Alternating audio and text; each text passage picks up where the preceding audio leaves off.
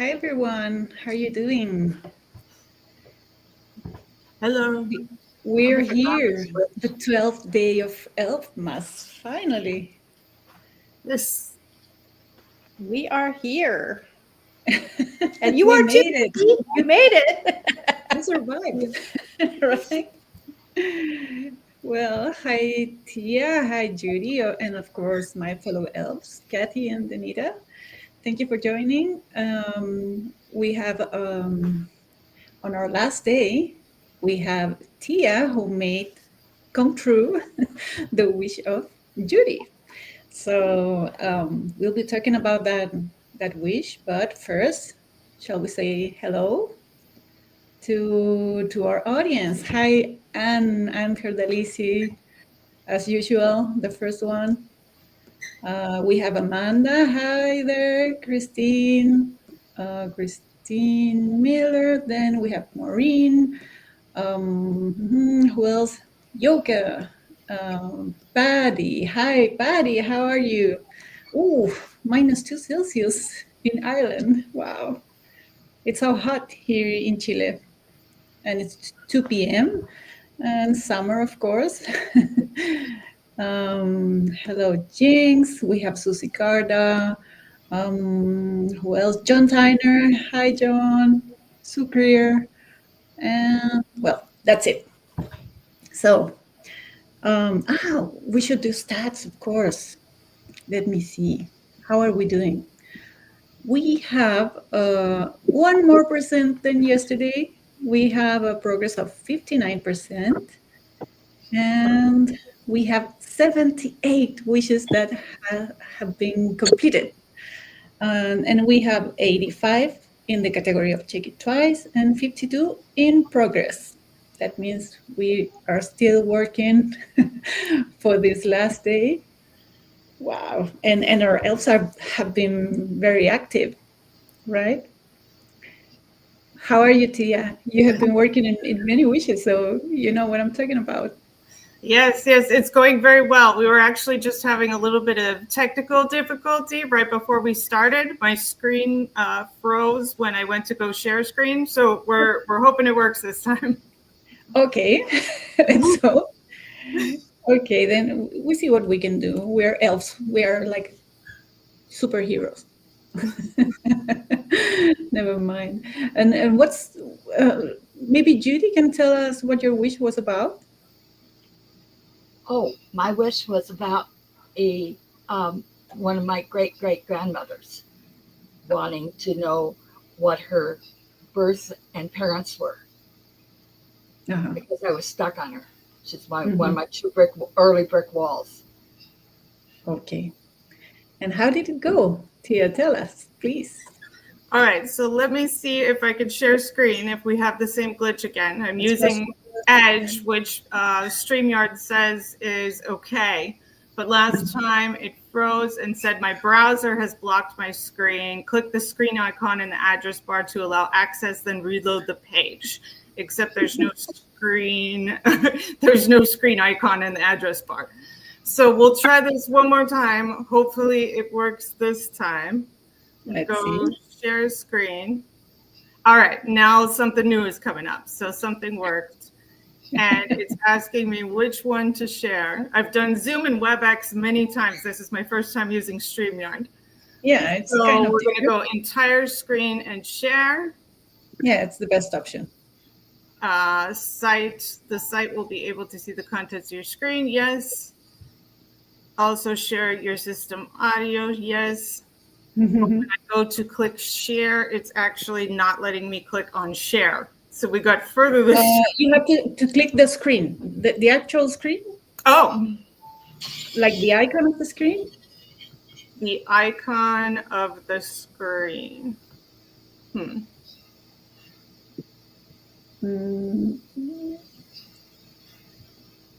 Let me see. What if I do it? What do I get? I get share screen, whole screen. Yes. When you see all the screen, Entire below screen? that, Yep. there's a photo of your. Got it. Okay. Touch it, and then you can share it. All right. Don't show this tip again. Got it. Can you now see my screen? Now we're seeing all your Yay! teeth. It's good teamwork. Okay, Yay. so let me introduce you to Amanda Milvina Smith Eastman. So this case was really a double whammy. So in the first place, we're talking about a Smith. And we're also talking about somebody who was born at the beginning of the 1800s in New York. So a lot of people would be tempted to not even touch this case at all, or make a gesture and say, I tried, there's nothing in the records, and move on. I decided to tackle it and take a deep dive. And so I'm going to run you through the issues, how I handled it, and something very interesting that I found at the end. So this was a brick wall case of finding the parents. First of all, she's got about 5 different proposed date of birth. Thankfully, all the descendants seem to agree. She was born in Attica in Gen C. We have a proposed marriage date of the 1st of October, 1830 in the city of Sandusky.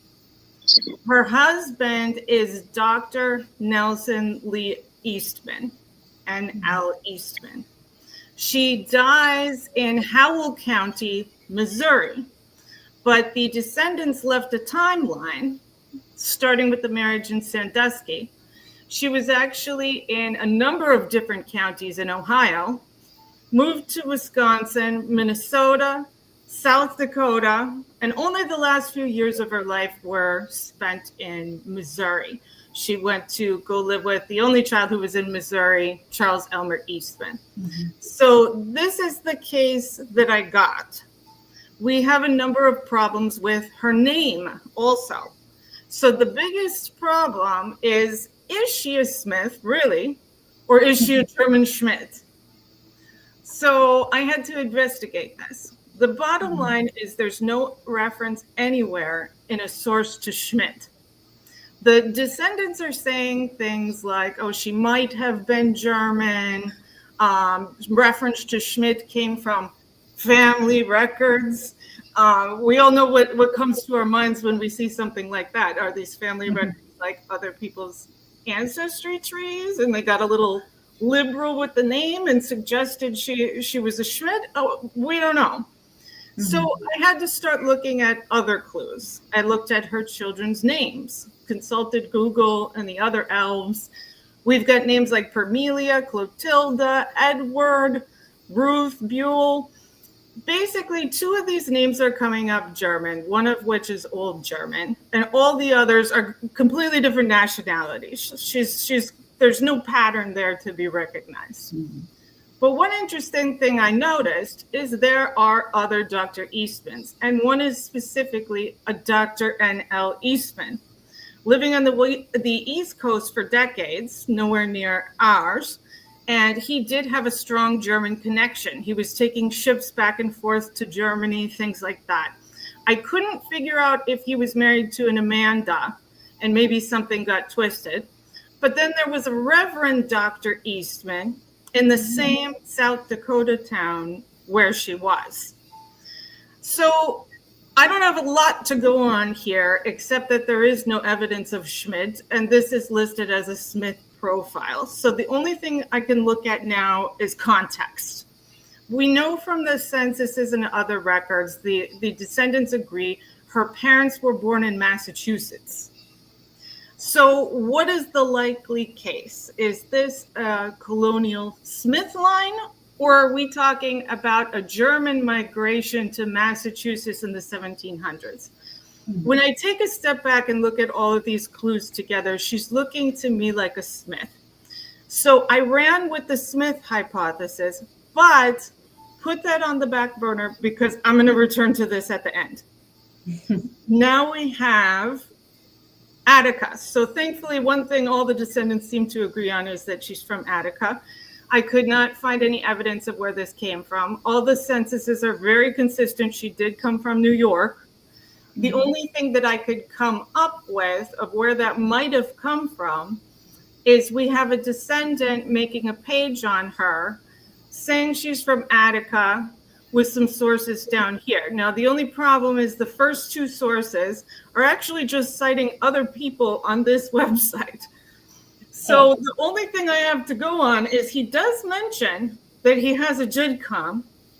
How did the information get onto the GEDCOM? Well, that's one angle. You could reach out to the person, see if he's willing to share why that wasn't posted in the first place, and so on. There's also a Gen website offering lookups. I emailed Marie, but the email kicked right back. It must have been an old email. I emailed the Attica Historical Society a couple of weeks ago. I still haven't gotten a response from them. But what we do know is that the Eastmans were from Attica. There's lots of evidence about that, including the husband's father, Dr. Amos. He had moved his family to Attica. So they're there. So I couldn't get a really solid idea of, she's definitely from Attica, but it seems like there's a lot of agreement and some clues. I did look at the New York genealogical and biographical. I did a search on there, and I did newspaper searches in the three obvious places on the New York end for both spouses' surnames. None of that was fruitful. We know the husband went to medical school. That would have been when they were in Ohio. There were only 3 universities at the time. It's possible you could contact their alumni associations. Sometimes you get lucky, even with the 1800s. You never know. There's a lot of real estate, mortgages, things like that going on in this family. They were initiating lawsuits that had to do with real estate. There were so many AI deeds of scans. I went through all of them. None of them are going to help us with Amanda's parents. So that brings us to the marriage. Now, I'm going to put the proposed date and location into dispute a little bit. So first of all, there's no reference found for where that date and location came from. What we do know is at one point they were in the town of Perkins, which was part of Sandusky County. There's no evidence they ever lived in the city of Sandusky. But they had lived in Perkins long after they lived in other counties in Ohio and after having children. So it's kind of backwards in the timeline. But I work a lot of cases like this, migrations New York to the Midwest. And what you often see, especially with parents who go from Massachusetts to New York, they're basically staying in New York. We know the Eastmans are in Attica.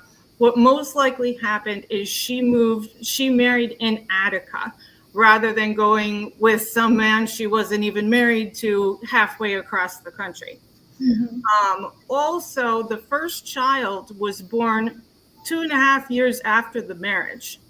So why would they wait? The way that it looks to me is it took 2.5 years to move from New York to Ohio. You might be selling real estate, buying real estate. Plus, the husband is looking for medical school in Ohio. But then, very interesting, I found a newspaper article referencing the marriage.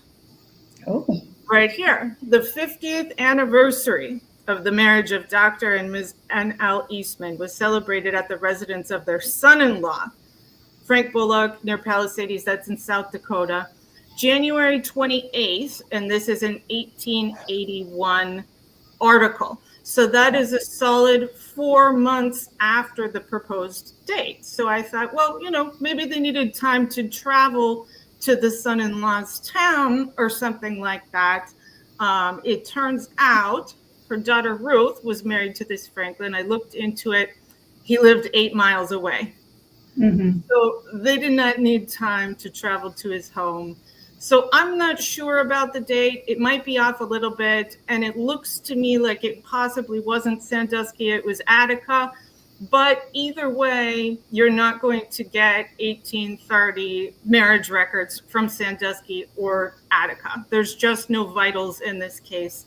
There's no smoking gun. I'm just showing you what you can do. Now, the other issue with the name.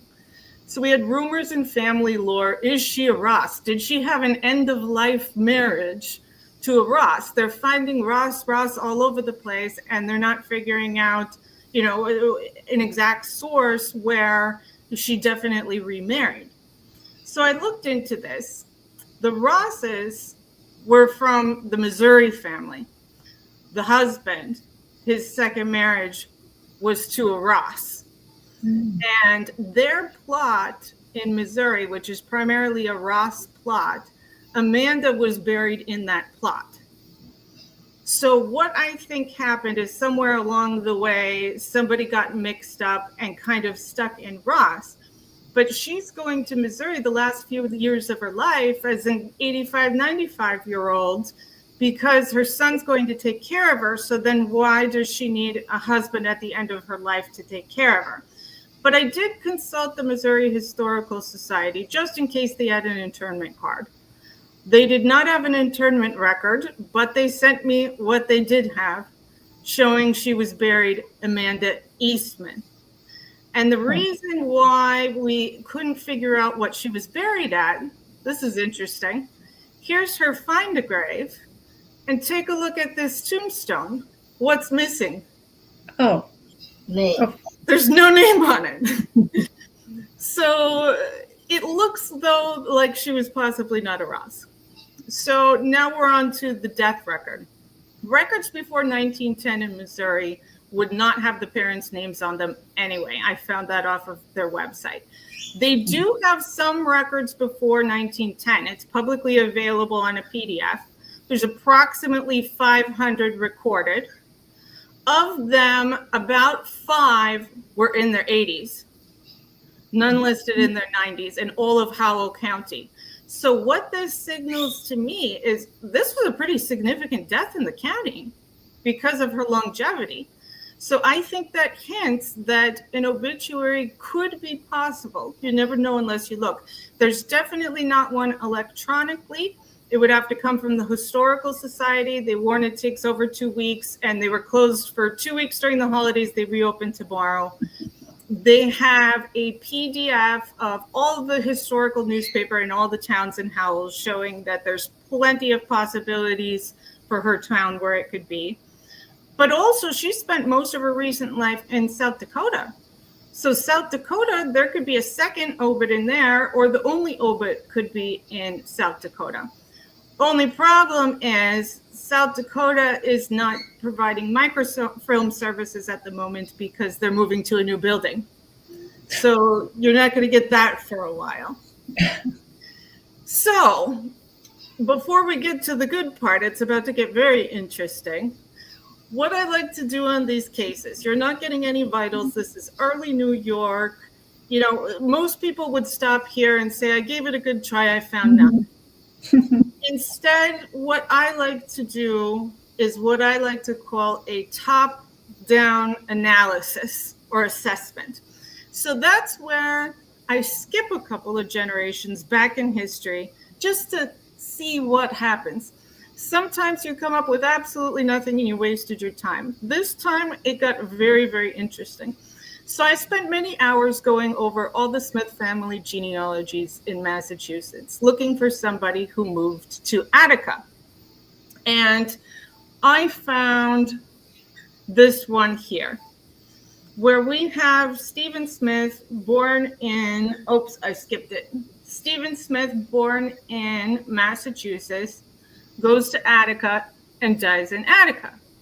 But, you know, how do we know this is him? This is not terribly convincing. We're going to need a little bit more than this. Well, if Stephen Smith went to Attica, well, then he should be on the census. So I look at the 1820 census, and this is where it gets very interesting. I'm going to show it to you in the way that I saw it unfold. So this is Stephen's census, and instead of going straight to Stephen, I'm going to show you what I found on this census. Look at these surnames. Eastman. wow. Eastman. Wait. It gets better and better. Here we go. Eastman. It's 2 pages. Eastman. I counted 7 Eastmans on his census. These Eastmans are surrounding Stephen. Now, when I looked at the 1820 census in Attica, there was only one other Smith at all, His name was not Stephen. His name was Alicia. He has a family search page with his children documented. Even if you use Amanda's alternate birth dates, there is no room for her in his children's timeline. 1830 census shows Stephen on it. Only one child left in the household, and all the Eastmans are gone. So I'm thinking, could they have taken Amanda? And for the record, I did check the 1810, 1820, and 1830 censuses for a Schmidt. 0 results on all 3 for all of Genesee County. So what we end up with is we end up with candidates. This is not absolute truth. This is not proven. We don't have the evidence that we want. We essentially have a theory. So what I did was I summarized the analysis. So basically, for the Stephen Smith in the genealogy lineages to not be the Stephen Smith on the Attica census, there would have to be more than one head of household Stephen Smith in Attica. There were actually only 2 Smiths at all. The other one was Alicia. We ruled him out. In 1820 Attica, Stephen had 2 females under 16, 1 female 16 to 26, which leaves room for one born 1804 or any of our other alternative birth dates. There were more Smiths in the greater Genesee County area, but I found it alarming. There were 18 Eastmans total in Genesee, and 7 of those 18 were not only in Attica, but on Stephen's census sheet. Alicia, the other guy, didn't have any Eastmans on his census sheet at all. So the largest concentration of Eastmans around any Smith in Genesee is by Stephen. We know the Eastmans were in Attica. Stephen Smith, who I am proposing, would have been born, he was born 1780 and his wife 4 years later. So they could have married under about 1800. It's unlikely they didn't marry till their mid-30s when they had their first son, George.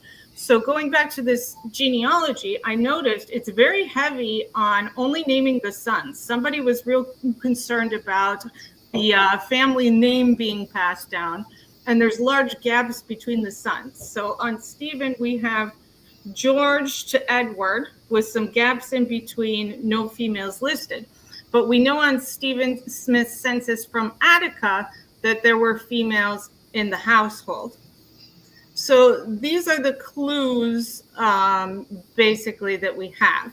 So this is not a case that is proven. This is a case that has an uncertain theory. And WikiTree has a procedure for that. So if the parents are uncertain, it depends on the circumstance. If you just have no theory at all and you're just guessing with a blindfold on, forget about it. If they're highly uncertain, there's this procedure. I don't know, it's a little subjective, but I can definitely say they are uncertain. So the procedure for that is to connect the parents, mark them uncertain, and explain in research notes. So that's basically what I did with the parents. The next step, the recourse you have left, because I heavily leaned on Smith, I only looked so much Schmidt. You could try to get her obituary. You could order death certificates. I made it real convenient how to do that for the children in South Dakota. There was one who died in Duluth, and there was one who died in California. And then I proposed something else to consider that's sort of interesting. Stephen in the genealogy is generation 7. Before him is generation 8, and it stops there. So he was a Stephen Jr. from a Stephen Sr. And mother is unknown in his particular case. We don't know who Stephen Smith Sr. came from, which means we don't know if he's a Schmidt, if his father's a Schmidt. We do know there were about 13,000 people arriving from the Palatine in New England in 1709. So this is not even a case of one or the other. It could be that Schmidt is much further back behind this Stephen, or it could be that I'm completely dead wrong and I'm making things up, and she really was a Schmidt the whole time. But what I did was I showed you how you can approach a case that looks very intimidating, unapproachable. It's a Smith from early New York, and you can do a whole lot with it. So I brought it from no idea at all to now we have one theory. Is there a second theory? And there you have it, folks. Wow. Very Applause. good. Yeah, definitely. Wow. Very good. I was excited to watch, like I was watching a movie or something. I really wanted to get every twist. What do you think, Judy? I'm astounded. That's been such a brick wall. I've been trying to collect information from everyone in the family, and it just went nowhere. And Yes. I have 3 cousins that were second cousins that were genealogists, but they were on paper, and it was just a struggle to collect from them. Yeah, these upstate New York cases, especially the first half of the 1800s, even the second half, are just notorious for New York State just doesn't have records. It goes by the county, so there's some counties that are better than others for sure. But this is one reason a lot of people don't touch a case like this is because they already know, oh, there's not going to be any records. But if you leave no stone unturned and you persevere, you can come up with some very interesting things every now and then. I have another one for you, Tia. Sorry, what was that? I said I have another one for you then, Tia. Oh. All right. I'll put them on the to-do list. You'll get my request. A foster in New York. Tia, you can go ahead and stop sharing your screen now. Oh, Yeah, I was going to ask you if you're going to share something else. Okay. You're getting a lot of compliments, of course. Yes, Everyone is saying very very good. well. And I am most happy. yes, totally. And this one really is what I was thinking. This was a master class. So thank you. Wow, more. Yeah, it's great. It's a great example, as we were talking yesterday. It's an example of what we all should do, or what we would love to do. Yes. Because you were there thinking of every aspect, researching every theory, and you didn't give up. So it's amazing. Yeah. And it's not the only wish you've been working on. So, wow, more.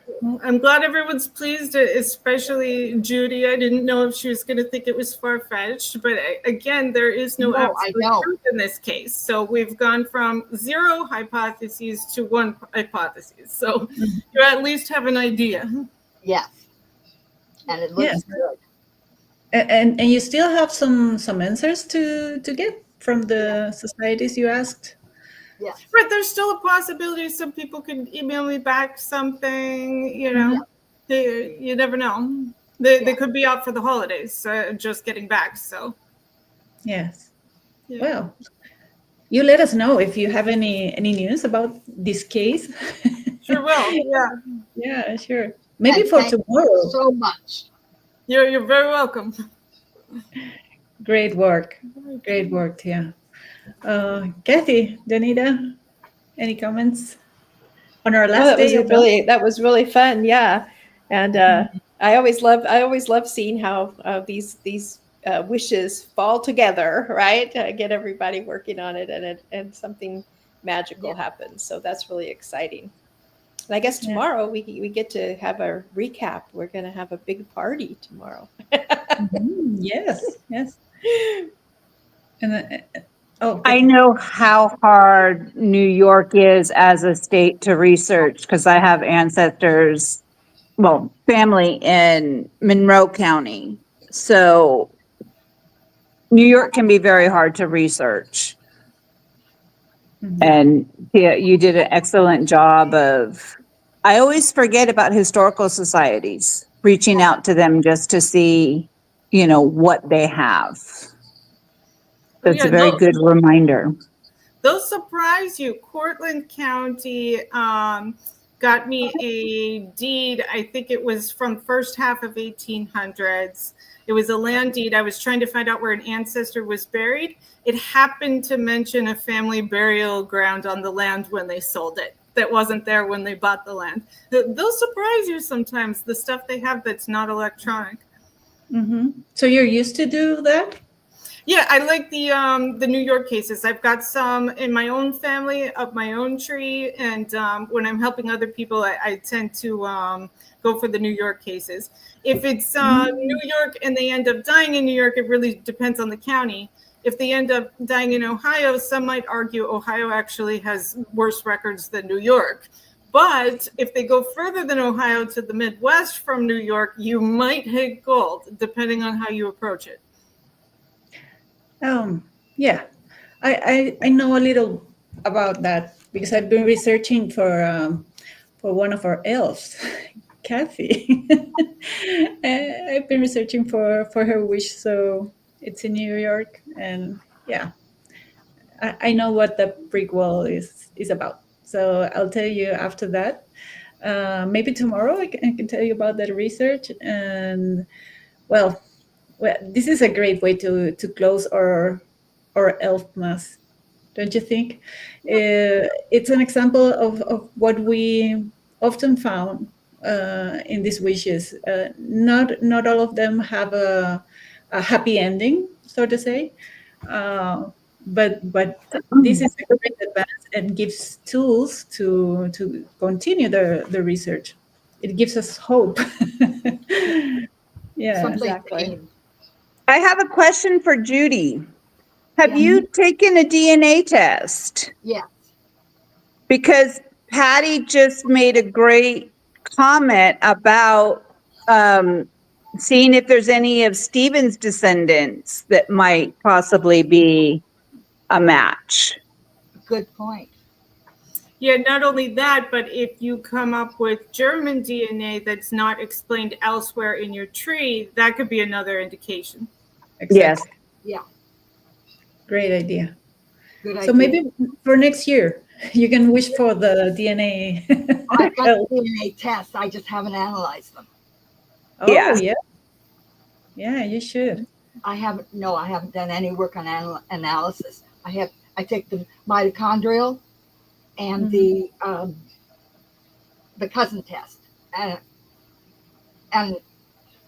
Autosomal. yeah, autosomal. And then I also had my brother take the paternal line, the Y DNA, and I had a cousin of the Rowleys take the Y DNA as well. I'm trying to get a cousin to do the Y DNA for the Eastmans, but I haven't succeeded in getting that yet. We said he'd do it, but he just hasn't sent the test in. And do those tests give you an ethnicity report? Do they give me what? Ethnicity report. Maybe if you have some German origins, it would. Yes. Uh-huh. So the Eastman will be particularly interesting, and so will the Rowley one, in that respect. But I didn't do the Anatafel one, or anyway, that one, for either the Rowley or the Eastman. I did just the Y DNA test, so I should pay for the other two tests. I'm not a specialist in the matter, but because the Y DNA won't tell me the cousins. Well, maybe we could ask for some help. Maybe Emma could help you. She knows a lot of DNA and has been helping our elves. Well, she's our DNA elf. Yeah. So, well, let's see. Maybe an extra wish. Tia, you're muted, I guess. Oh, am I muted? No. Oh, no, you're okay. If you're not, you're just fine. Well, then we should be closing this week. These 12 days. Anything else you want to say? So we should be analyzing what we did and prepared to discuss it tomorrow. Yes, sure. Yeah. Well, tomorrow we're going to have a recap, and we're going to talk about why some wishes are so hard to solve, and maybe share some of our learnings about this year experience and what we will improve for next year Secret Santa. Hopefully, people will do a little more, provide a little more information in there. Yes, sure. At least some research notes. I did, the first thing I did on every one I went to was went through Family Search and did a sorcerer on it. Great. And then, because most of them were empty. Yes, a lot of them. Yeah, well, that's something to improve for next year, and we have it on our to-do list for next year. So I hope we have you both again as elves, Judy and Tia. Okay. So see you tomorrow. Okay. See everyone Bye. tomorrow. Bye, everyone. Bye bye. Thank you. Thank you, everyone. Okay.